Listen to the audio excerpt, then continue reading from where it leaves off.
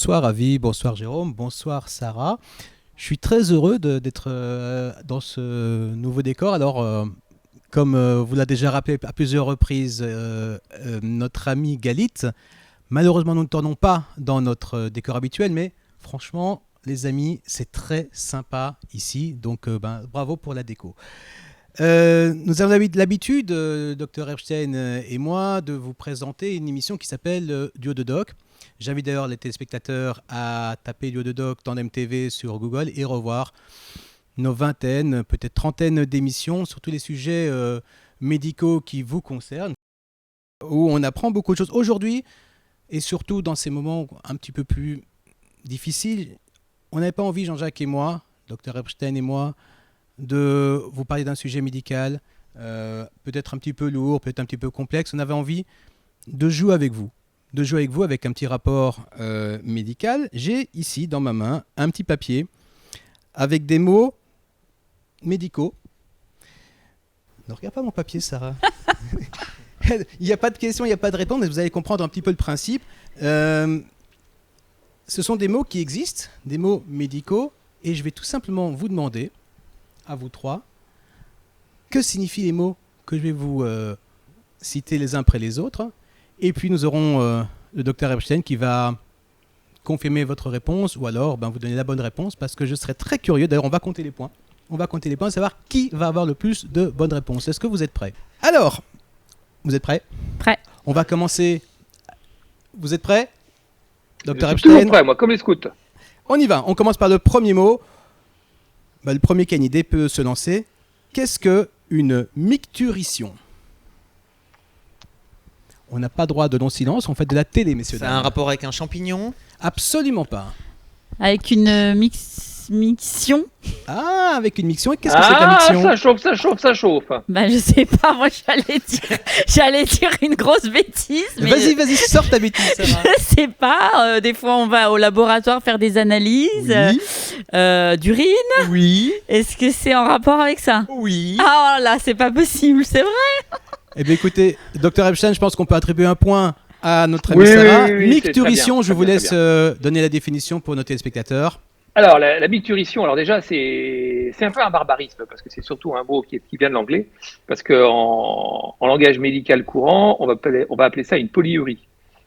C'est-à-dire, c'est des gens qui pissent tout le temps, qui font beaucoup pipi, qui vont toutes les 3 minutes faire pipi. Alors, on va pas parler des causes, parce qu'elles sont nombreuses et variées, mais la cause la plus fréquente pour nous, les messieurs d'un certain âge, surtout Mickaël, c'est d'avoir des problèmes de prostate. Et donc, à ce moment-là, on va souvent faire pipi. Les jeunes femmes, ça peut arriver quand on a ce qu'on appelle une cystite, une petite inflammation de la vessie. C'est quand on va régulièrement faire pipi. Et puis, il y a naturellement une autre cause, c'est le diabétique, qui lui aussi va souvent faire pipi. Donc, si vous voulez frimer, dites « Oh, je suis encore ennuyé par ma micturition ». Dr Epstein, je propose qu'on passe au deuxième mot. Vous êtes prêts? Le premier point est attribué à la Sarah. 0-0 pour les messieurs à ma droite. On y va avec onychophagie. Est-ce que c'est une infection? Ce n'est absolument pas une infection. Phagie, Rapport avec la gorge. Il y a un rapport, on va dire, indirect avec la gorge. phagie, est-ce que c'est quelque chose qui gonfle? Non. C'est musculaire? À quoi pensez-vous? Je sais pas, aérophagie.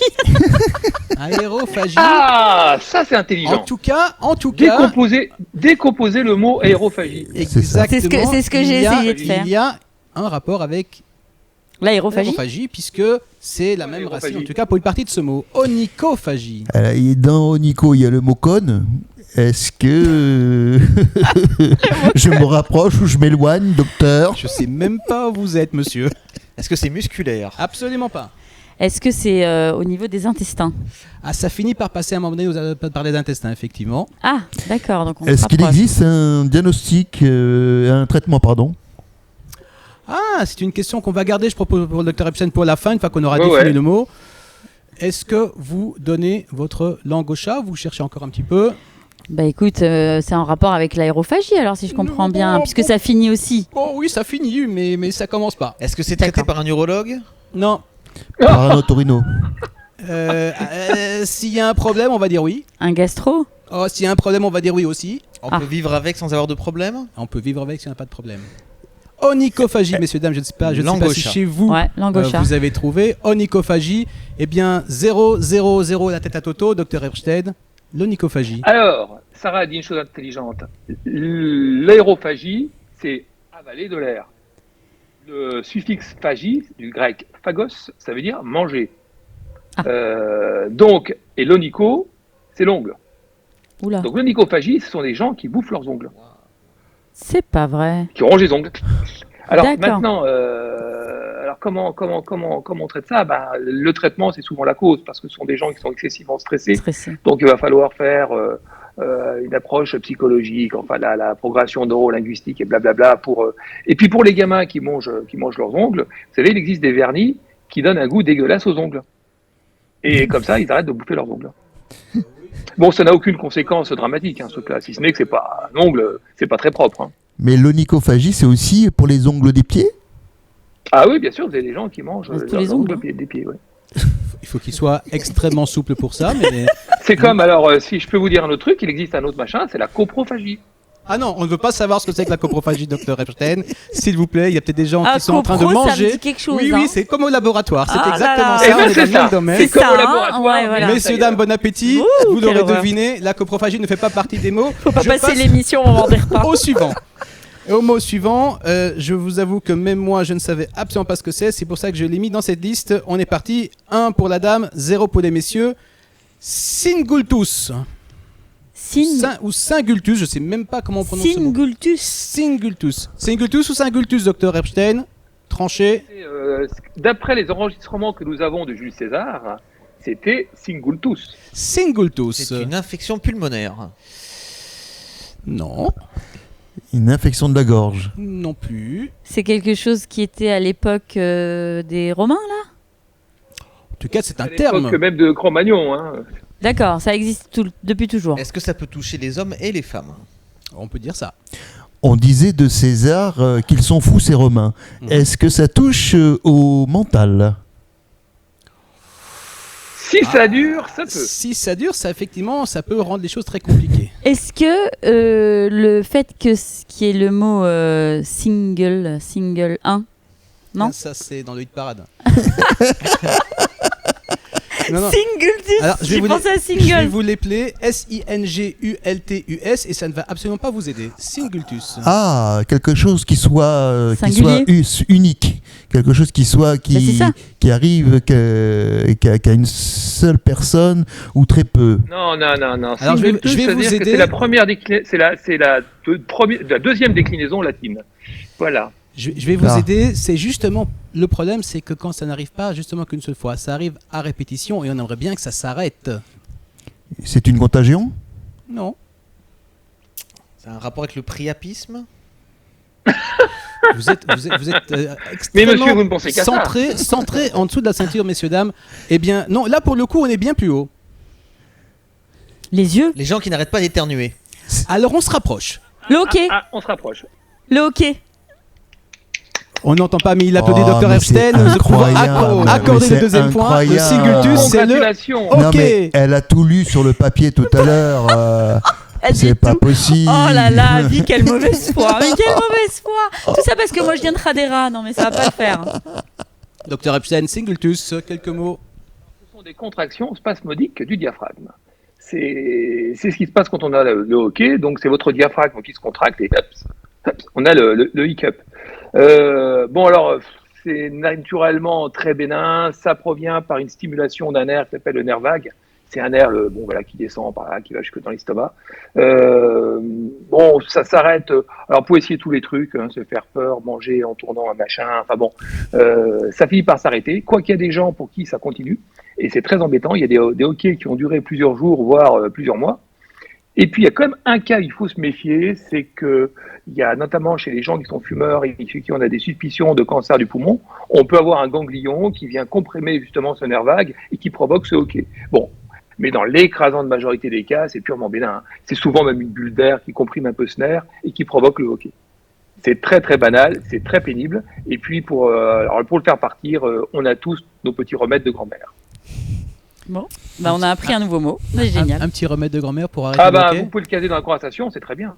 Alors, moi, le remède de grand-mère qu'on utilise, Juste. c'est qu'on remplit un verre avec de l'eau et qu'on met une cuillère, le dos de la cuillère, dans le verre d'eau pour casser le hoquet et on boit l'eau avec la cuillère à l'intérieur. Et du on fait verre. attention à ne pas s'éborgner au passage. Exactement. Un remède de grand-mère, moi, c'était que de te surprendre à te faire Ouais, peur, c'est mais moi, j'ai eu peur, mais j'ai regardé le hockey. Donc ça n'a pas marché. Le même, ma grand-mère, quand elle voyait que j'avais, hop, elle me faisait peur, mais ça marchait pour le Donc- coup. Et je fais ça à mes Bon, gosses maintenant, et je vais ça vous marche. donner le truc. Je vais vous donner le truc pour arrêter le hockey. Il faut partir de là. Il y a une petite bosse qui s'appelle la mastoïde. Et quand on descend, on va sentir deux muscles. Comme vous avez deux muscles. Vous descendez, vous descendez, vous descendez. Et quand vous arrivez à la jonction avec la clavicule, vous appuyez. Parce que là, vous stimulez le nerf. Et à ce moment-là, le hockey s'arrête. Donc le hockey s'arrête, mais vous tombez dans les pommes. Mais on fait un malaise parce qu'on comprime sa jugulaire. Mais alors c'est ce que faisait le capitaine Stark dans Star Trek là, quand il lui faisait ça, il lui arrêtait le hockey au final.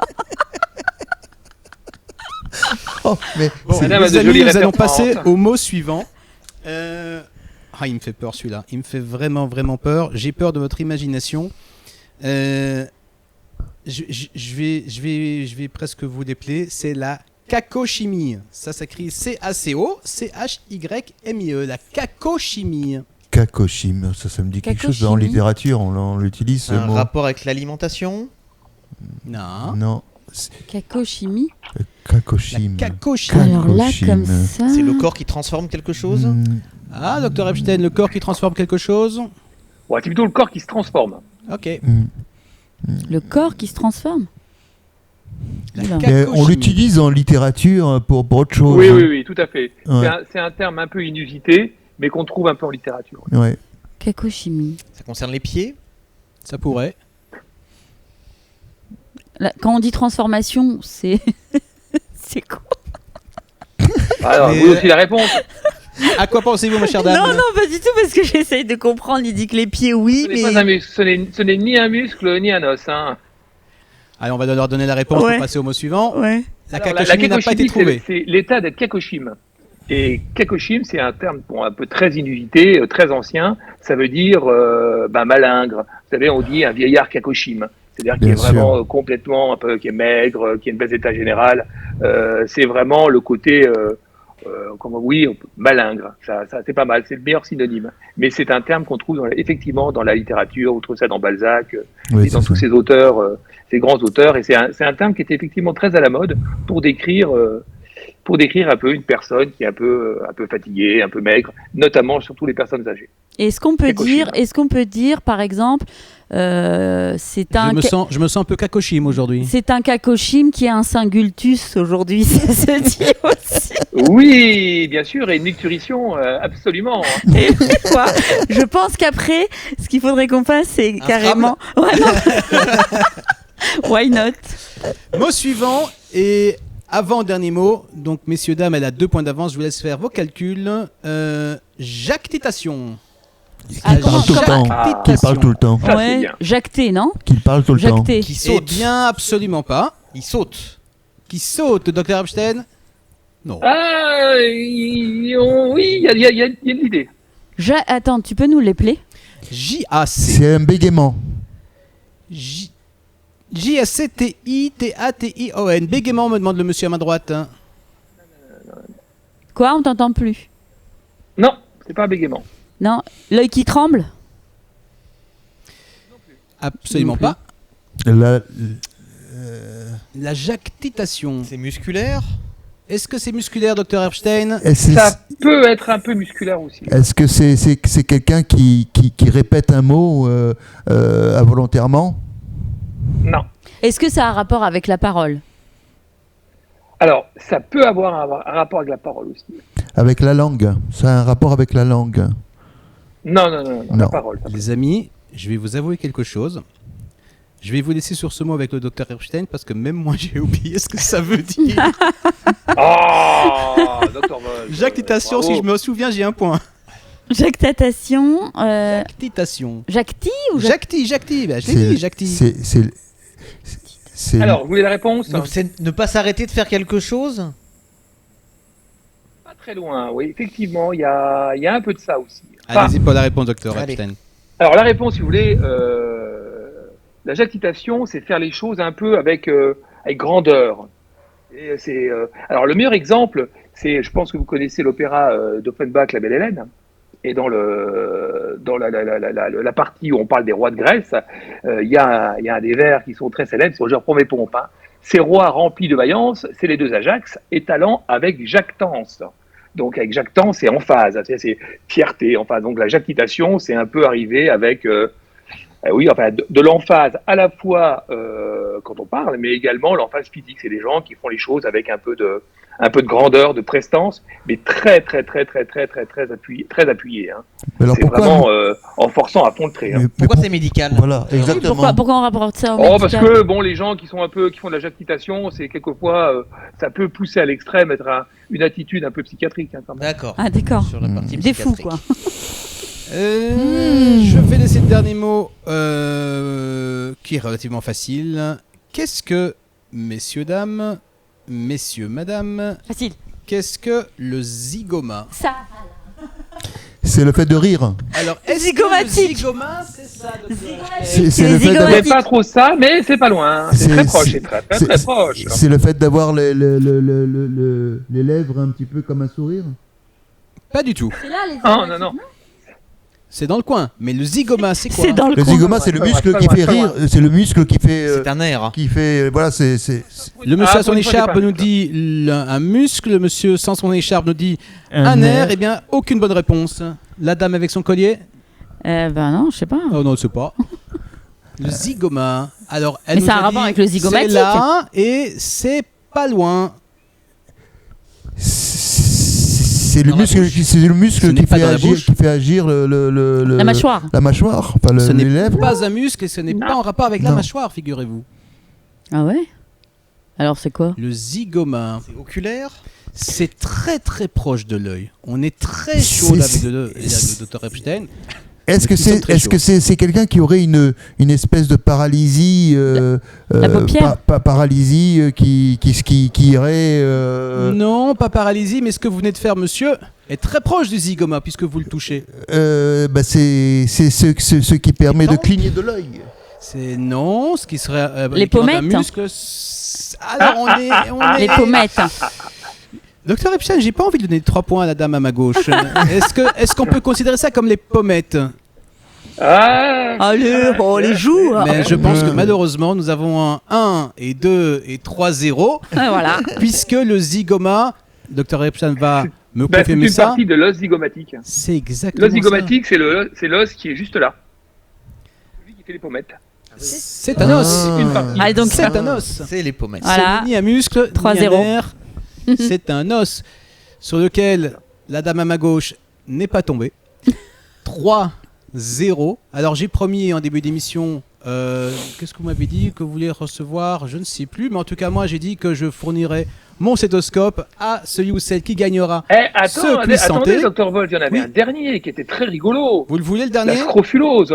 Vous voulez le dernier, La le scrofulose? Allez, pour le fun, parce qu'elle les a Celui-là, écrasés. c'est très Le intéressant. scrofulose. Ah, je sens que vous avez Scrofulose beaucoup de choses à nous dire Alors là-dessus. moi tout de suite, Alors, je- Scrotum. Scrotum, marrant, scrotum, ouais. à côté du scrotum. Je vais Scrotum. interdire à cette dame de parler à tous qui se trouvent Reprends-lui le à moins stéthoscope. d'un mètre du sol. c'est incroyable. Scrofulose.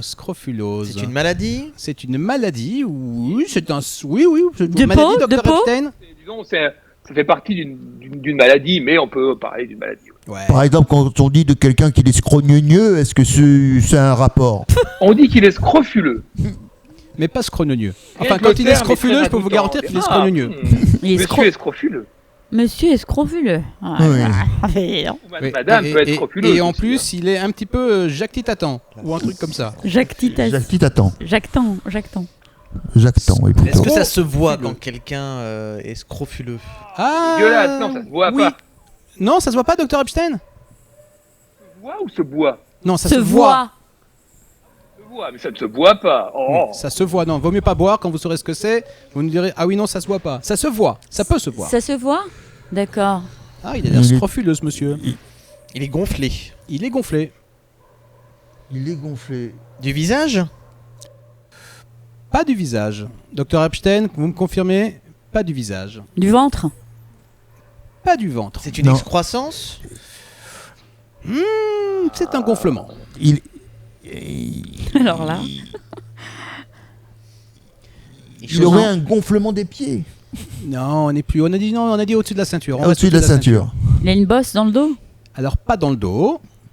Mais il a une bosse. Dans le cou. Est-ce que c'est une sorte. Oh, Dr Epstein Très bien. Monsieur qui est scrofuleux a une bosse dans le cou. C'est pas une, mais Des bosses. Alors, Il aurait 2 boules dans le cou. il aurait 2 boules, ou peut-être 3 ou 4. je pense que là, c'est quasiment gagné. Hein. On va donner une bonne réponse Il a un triple collégiale. triple menton. Et il n'a pas de triple menton, mais il est scrofuleux. Mais moi, je dois regarder le mot scrofuleux avec un seul F. Bon, Dr Epstein, je vais pas accorder de points parce que je voudrais qu'on reste sur notre 3-0, mais je vous laisse vous dire ce que c'est qu'un scrofuleux. Alors déjà, il y a un synonyme qui est très connu, c'est ce qu'on appelle les écrouelles. Et si vous vous souvenez un peu de l'histoire de France, on dit que le roi de France, qui était donc oint par le Saint-Crème, avait ensuite la capacité de droit divin de guérir les écrouelles. Et les écrouelles, c'est comme les scrofules. Ce sont des sortes d'adénopathies qu'on avait au moment de la tuberculose. Là, des trucs bien dégueulasses, ce qu'on appelle les scrofules. Et on appelle ça aussi un demi-point pour un demi-point pour Avis. Ah oui, alors là, on lui fait cadeau. Voilà, il y a au moins un demi-point puis au moins un diagnostic avec le césioscope par notre oui, par bien Sarah. sûr. Quoi. Évidemment. Je pense que pour le coup, on va donner un abaisse-langue à Avis. Voilà, c'est très bien. Et à Jérôme, je vais éviter de lui donner mon carnet d'ordonnances. Je pense qu'on va terminer cette rubrique très sympathique. Plateau en santé en plateau. Très enseignante. Hein. Moi, franchement, j'ai appris plein de choses. Hein. Voilà. Maintenant. Apprendre plein de choses, c'est bien. Les retenir, c'est mieux. Jean-Jacques, Dr Epstein, moi, je pense qu'on va se retrouver bientôt avec cette même émission. On va leur trouver des mots à chercher, à trouver ou pas. En tout cas, j'espère qu'on passera, comme nous on a passé en plateau en ce moment, un petit moment de détente. On en a bien besoin. Et puis, merci à vous qui nous suivez toujours sur ton MTV. Merci au docteur. Bonsoir. Au revoir. Bonsoir à vous. Bonsoir, bientôt. Dr Epstein.